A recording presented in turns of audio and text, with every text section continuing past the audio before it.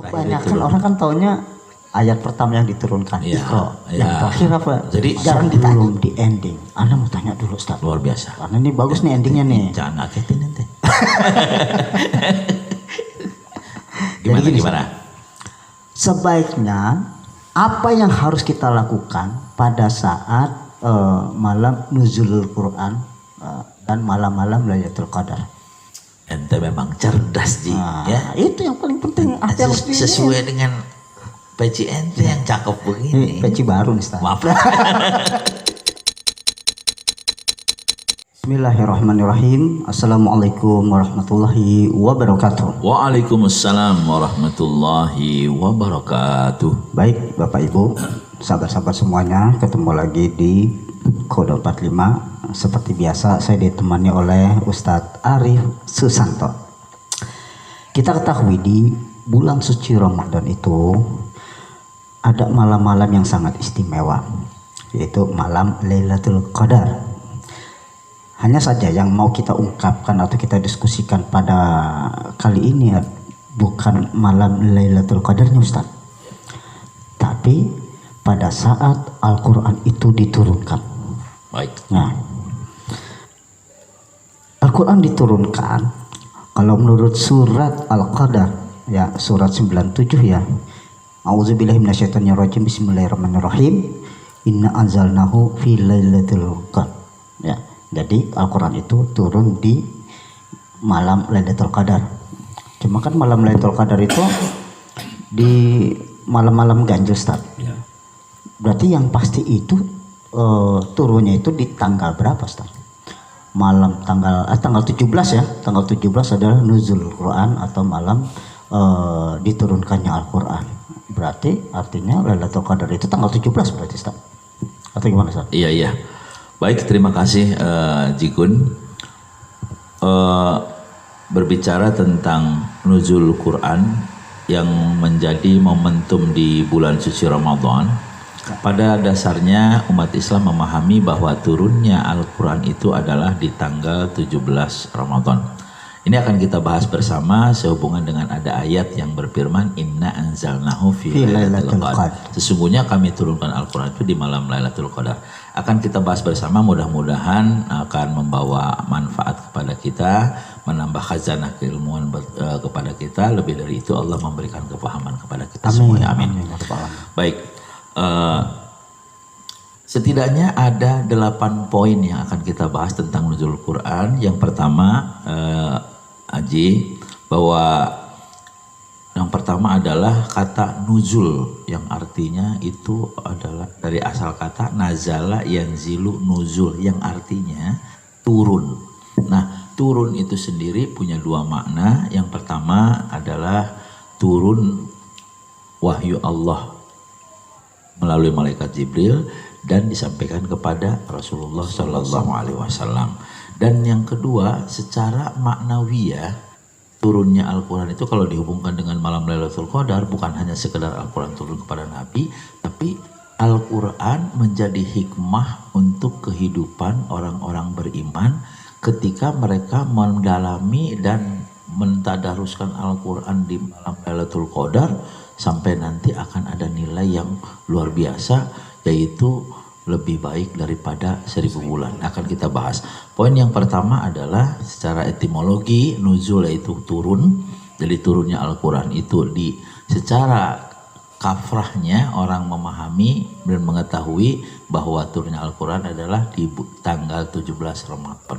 Sementara apa tidak mengundang pertanyaan ketika Allah memberikan statement Inna anzalnahu fi lailatul qadri. Sesungguhnya Allah menurunkan Al-Quran itu di malam Lailatul Qadar. Kan Lailatul Qadar itu seluruh ulama dunia sepakat menyimpulkan bahwa malam Lailatul Qadar itu adalah malam ganjil di 10 hari terakhir di bulan Ramadan. Terlepas dari 17 Ramadan sebelum 20 kan begitu.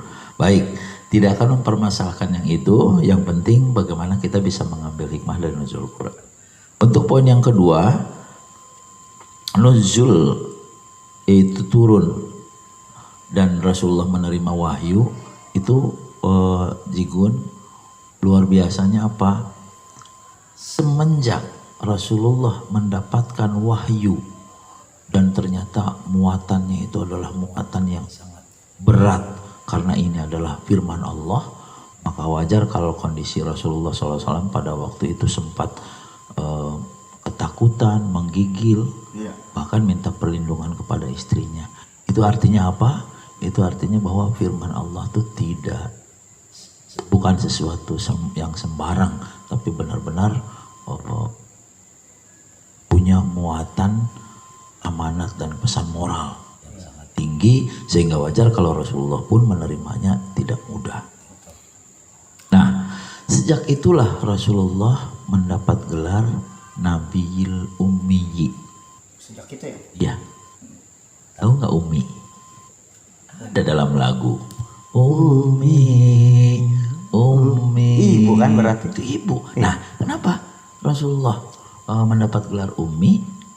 Kalau memang secara harfiah, Ummi itu sendiri adalah diartikan oleh tafsir Departemen Agama RI, itu artinya buta huruf, Ji.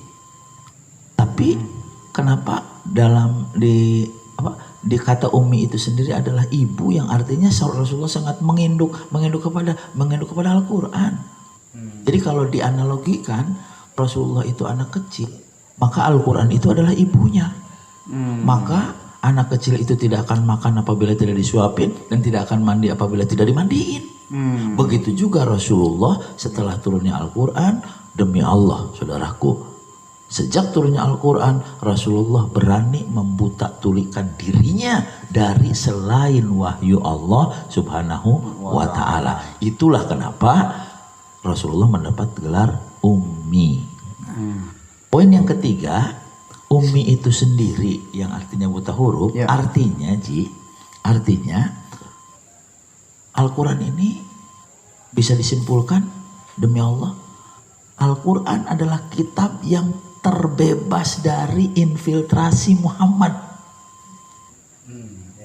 Tidak ada pendapat Muhammad sedikit pun. Jadi tidak ada intervensi pendapat dari Rasulullah Sallallahu Alaihi Wasallam ya. Tidak ada. Murni kalamullah ya. Murni kalamullah, tidak ada infiltrasi, tidak ada intervensi dari sosok nabinya, tapi betul-betul murni dari firman Allah. Nah, itulah kenapa Allah berfirman di poin yang keempat itu adalah A'udzubillahi minasyaitonirrajim dalam surat 53 ayat 3 dan 4, la yantiqu anil hawa in huwa illa wahyu yuha. Rasulullah itu adalah profil yang tidak akan pernah bicara kecuali dorongan wahyu saja. Bahkan kerap kali, Ji, ada para sahabat yang bertanya tentang hukum, Rasulullah sempat menunda-nunda disebabkan karena belum mendapat jawaban dari Allah berupa wahyu. Jadi nggak langsung jawab, nunggu Allah memberikan wahyu pada Segitunya Rasulullah SAW dalam ikhtiyat, kehati-hatian dalam menentukan hukum. Nah, poin yang kelima, nah ini ya, apa hubungannya antara nuzul Quran dengan malam Lailatul Qadar? Ini di poin yang kelima. Mari kita simak, saudaraku, tentang firman Allah di surat Al-Qadar ayat 1. A'udzubillahi minasyaitonirrajim. Inna anzalnahu fi lailatul qadri. Ya, Lailatul Qadr. Sesungguhnya kata Allah, kami turunkan Al-Quran itu di malam Lailatul Qadar. Ini yang jadi perbincangan atau jadi permasalahan para ulama, bahwa di sisi lain orang memahami turunnya Al-Quran itu di 17 Ramadan, tapi Allah mengabarkan dalam Al-Quran di malam Lailatul Qadar. Kita tidak akan terjebak kepada sebuah perbedaan yang tidak urgent. Karena kan pemahamannya kan malam Lailatul Qadar itu adanya di malam-malam 10 hari, malam-malam ganjil 10 hari terakhir di bulan suci Ramadan. Berarti bukan tanggal 17, di atas tanggal 17 ya. Betul, seperti itu. Tapi setidaknya kita bisa mengambil apa hikmahnya di malam Lailatul Qadar. Kalau dihubungkan dengan ayat yang berikutnya, Lailatul Qadri khairum min alfi syahrin, coba bayangkan sih, malam Lailatul Qadar sesaat Al-Quran turun, itu Allah mengatakan saat itu, sesaat jauh lebih baik dari 1000 bulan. Coba dimatematiskan. 1000 bulan itu adalah 83 kurang plus minus 83 tahun. Berarti mengacu kepada usia umat Nabi Muhammad di akhir zaman saja 83 tahun itu sudah panjang, Ji. Kenapa? Karena nabinya sendiri diambil oleh Allah atau menghembuskan nafas terakhir di usia 63 tahun. Kalau 83 berarti kan maksimal. Artinya apa? Artinya sesaat orang memahami Al-Quran dan Al-Quran itu jadi petunjuk dalam hidupnya, maka orang itu lebih mendapatkan lebih baik dari menghabiskan umurnya tetapi dia tidak mendapatkan wahyu, tetapi dia tidak memahami wahyu. Itu yang dimaksud dengan khairum min alfi syahrin, lebih baik daripada 1000 bulan. Tercantum dalam surat Al-Qadar ayat 3, khairun min alfi syahrin. Luar biasa sih. Mari kita lanjutkan di poin yang ketujuh. Ini ada berapa poin? 8 ya? Ada 8, tinggal 2 lagi nih. Ya. Jadi gini, sekarang kalau tadi kondisi Allah menurunkan Al-Quran, bagaimana kondisi Al-Quran begitu terjaga dari infiltrasi dan investasi Nabi. Nah sekarang bagaimana kondisi Rasulullahnya? Kondisi Rasulullahnya ketika dia berhadapan dengan Allah Subhanahu wa Ta'ala, kapasitas apa yang ataupun baju kebesaran apa yang disandang oleh Muhammad ketika dia berkomunikasi dengan Allah. Sebagaimana kita kenal bahwa kapasitas Muhammad ada 3, yang pertama basyariah, yang kedua nubuwah, dan yang ketiga adalah risalah. Maksudnya apa? Kalau basyariah Muhammad bin Abdillah, ya. Kalau nubuwah Muhammad Nabiullah, kalau risalah Muhammad Rasulullah. Tuh saudaraku, ilmu buat kita semua gratis nih ilmu yang gratis nih ya. Jadi kapasitas Nabi itu ada 3. Kalau Nabi sebagaimana Nabi itu adalah manusia biasa. Kenapa Nabi manusia biasa? Ya. Kenapa ini basyarum mislukum? Aku ini adalah manusia biasa seperti kalian. Kira-kira kenapa? Supaya tidak mengkultuskan atau gimana? Salah. Iya. Memang satu supaya tidak kultus. Iya. Yang kedua, supaya yang dicontohkan itu bisa ditiru. Betul. Karena yang melakukannya kepada manusia biasa seperti kita. Iya. Nah, betul. Gitu. Jadi jangan ada alasan lagi itu kan nabi. Dalam hal dan habasyariahnya Rasulullah manusia biasa. Ya. Tapi di kapasitas kedua Rasulullah Muhammad itu adalah Nabiullah. Nah, ketika Muhammad mendapatkan wahyu Allah dan dia sedang berhadapan dengan Allah, maka baju yang dikenakan adalah baju nubuah atau baju kenabian. Nah disitulah berlakunya sifat-sifat kenubuahan. Yang pertama maksum. Yang ente kenal kan bukan Maksum, Haji Maksum pemilik pom bensin yang biasa kita ngisi bensin. Ya, itu Haji Maksum. Tapi maksumnya itu sendiri adalah dari asoma ya'simu maksum, yang artinya Rasulullah ini terjaga. Terjaga dari apa? Dari kelupaan ketika menerima ayat, dan dari kesalahan ketika menyampaikan. Untung aja nabinya enggak kayak ente, Ji. Kalau nabinya kayak ente pasti lupa. Ayat apa tadi ya? Waduh, cilaka itu. Terus waktu menyampaikannya juga salah, mempraktekannya salah. Nah, disitulah salutnya orang-orang yang bukan muslim pun salut akan kemurnian Al-Quran, bahwa Al-Quran itu adalah kitab yang betul-betul terjaga dari kesalahan. Bahkan tadi dikatakan terbebas dari investasi dan infiltrasi Muhammad. Intervensi dari Rasulullah. Ya. Nah, sifat kenabian yang pertama adalah maksum. Yang kedua apa? Yang kedua khataman nabiyyin. Karena Muhammad itu ketika berhadapan dengan Allah memakai baju kenubuahan, dan nabi itu didefinisikan mendapat wahyu untuk dirinya sendiri. Memang benar untuk dirinya sendiri. Kenapa? Karena kan wahyu itu tidak tercecer kepada sahabat, atau khusus kepada nabi saja. Lalu Rasulullah yang menyampaikan kepada sahabat, sampai ke kita sekarang. Nah, kapasitas kenabian itulah kenabian. Jadi samping tadi maksum, yang kedua adalah berlakunya khatmun nubuwah. Khatmun nubuwah itu artinya Nabi terakhir. Ada ending dari kenabian. Iya. Endingnya. Kenapa disebut khataman nabiyin, penutup para nabi, sampai Nabi bilang begini, jika ada orang yang mengaku nabi lagi setelah aku, maka bunuhlah, sampai segitunya. Contoh, Rasulullah tidak dianugerahi putra yang sampai besar. Iya. Bayangkan kalau punya putra yang sampai besar, bisa dikultuskan. Bisa dikultuskan. Betul, sampai sekarang. Yang besar dibiarkan oleh Allah. Rasulullah punya anak yang paling besar pun putri. Iya. Itu siapa, Ji? Fatimah Az-Zahra. Jangan-jangan nih ente inget siapa nih Fatimah? Iya.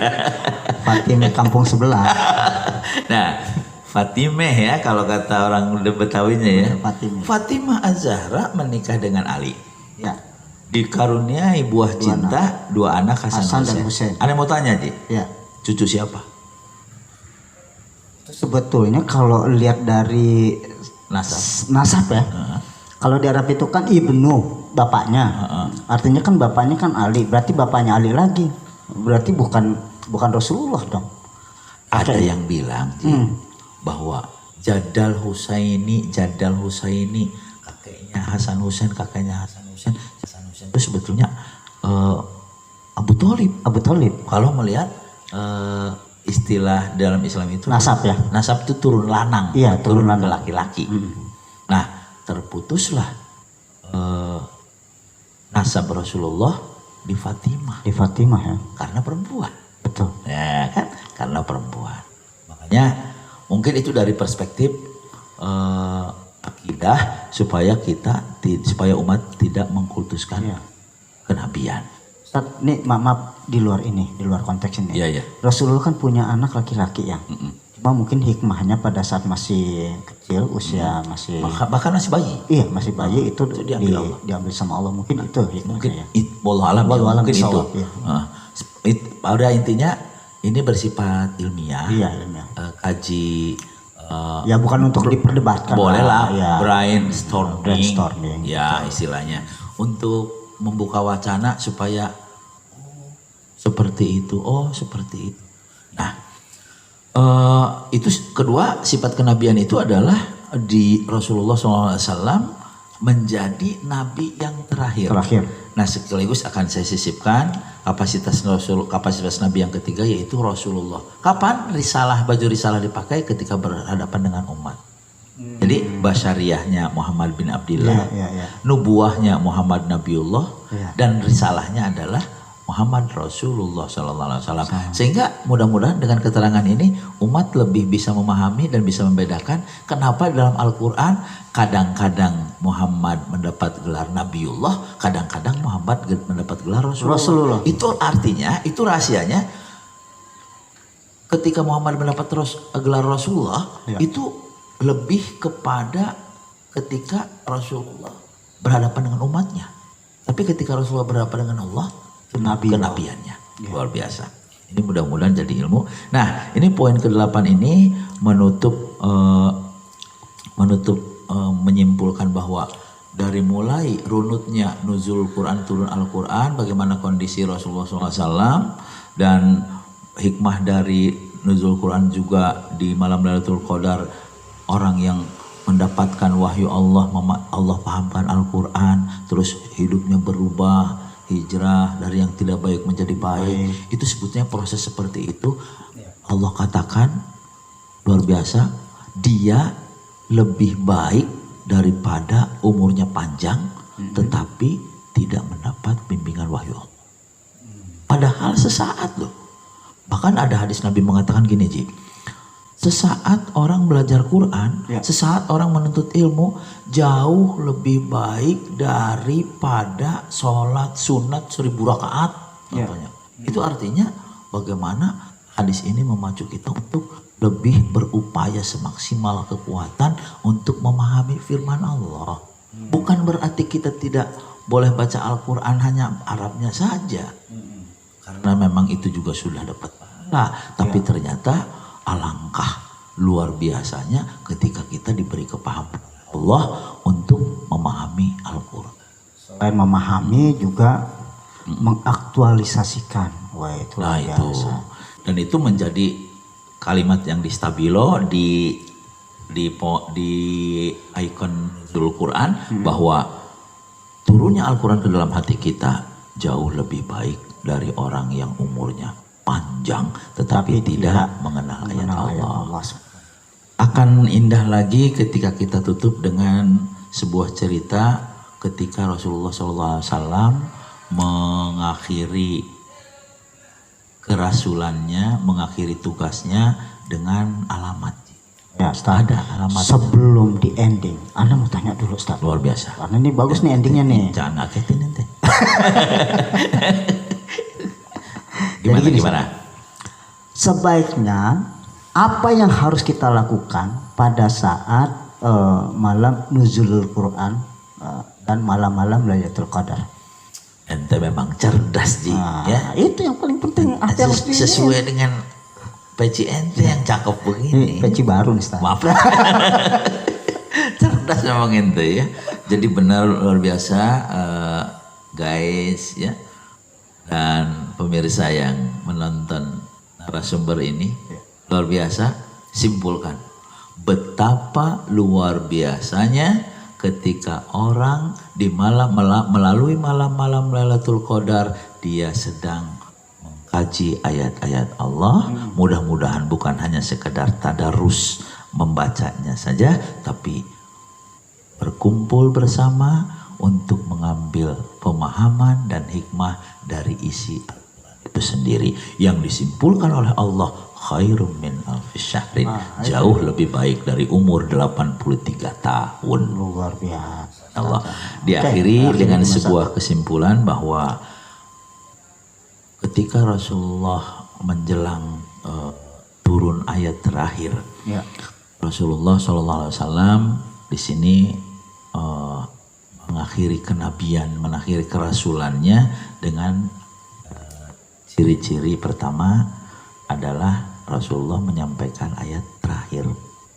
Nah, ini Ente tahu Ji, kapan ayat terakhir itu? kebanyakan orang kan taunya ayat pertama yang diturunkan, Ya, Iqra. ya. Yang terakhir apa? Jadi Jarang ditanya Jadi tuh. ngomong-ngomong obrolan kita lengkap ya dari mulai A sampai Z dong. Insya Allah lengkap. Kalau nggak lengkap nanti kan banyak juga yang melengkapi para ustadz. Berarti kalau gitu aneh nggak gagal dong temenan sama ente Ji.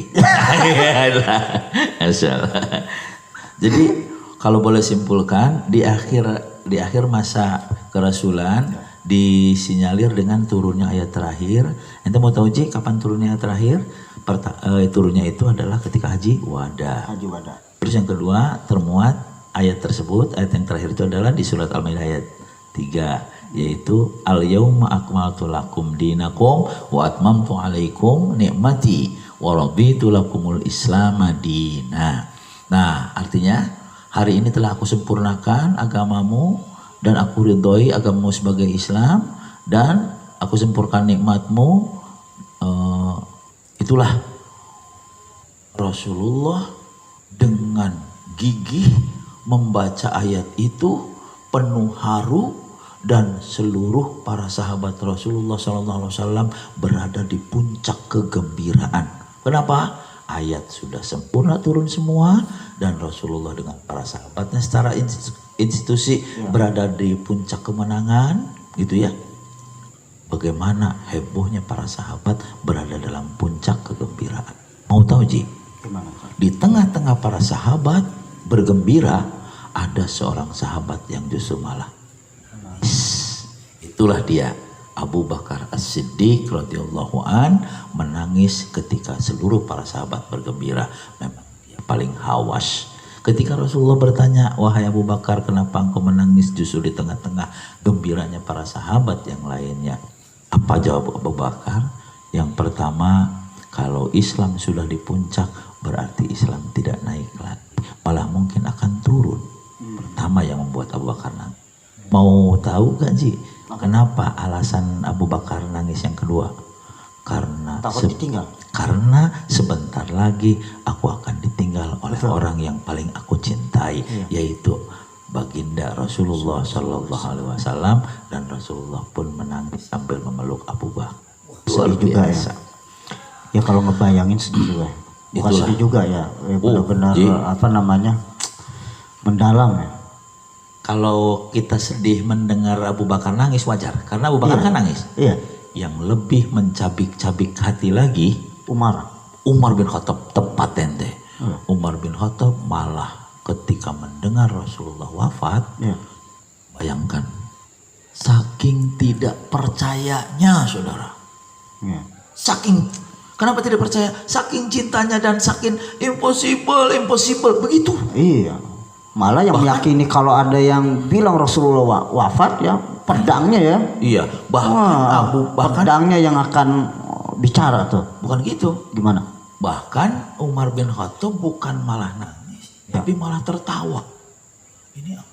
Ini justru akan mengundang para sahabat terenyuh. Duh Umar, segitunya engkau mencintai Rasulmu sampai engkau tidak percaya kalau Rasulullah diambil Allah, engkau tidak percaya. Sama kayak kita saudara, jika kita mendengar mendadak bagaimana anak kita diambil oleh Allah, mungkin kita tidak akan percaya. Kenapa? Saking cintanya.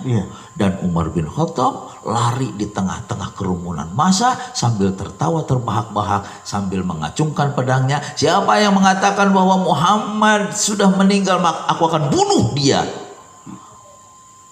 Bro, seluruh para sahabat makin banjir air mata melihat adegan Umar bin Khattab seperti itu.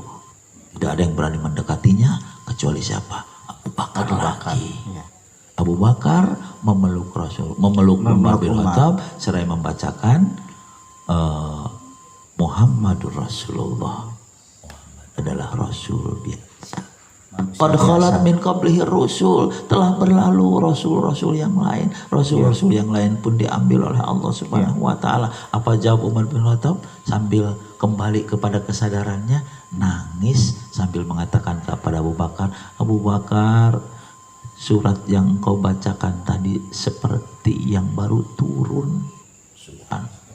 Itulah hebatnya dari nuzul Quran sampai Al-Quran terakhir, dan bisa disimpulkan betapa bahagianya kita jika kita diberi kesempatan oleh Allah Subhanahu wa taala untuk meniti hari, merendah usia selalu dalam bingkai Al-Quran, wahyu Allah Subhanahu wa taala. Barakallah. Oke, Ustaz, ini luar biasa ya. Insyaallah. Penuh dari penjelasan Lailatul Qadar, penjelasan turunnya wahyu, penjelasan wahyu terakhir, kedudukan Rasulullah, kapasitas Rasulullah, sampai ayat terakhir yang diturunkan pada dengan saat segala ilustrasinya dan ilustrasi pada saat sahabat-sahabat Rasulullah ditinggal oleh Rasulullah. Wah, ini betul-betul luar biasa. Baik pemirsa, ya kita sudah beberapa saat menemani Anda. Insya Allah kita akan ketemu lagi di episode berikutnya. Jangan lupa like, subscribe, dan share kepada siapa saja. Semoga kebaikan ini mendapatkan pahala bagi kita semua. Terima kasih. Saya dan Ustadz Arif Susanto mohon undur diri dari hadapan Anda. Terima kasih. Wassalamualaikum warahmatullahi wabarakatuh.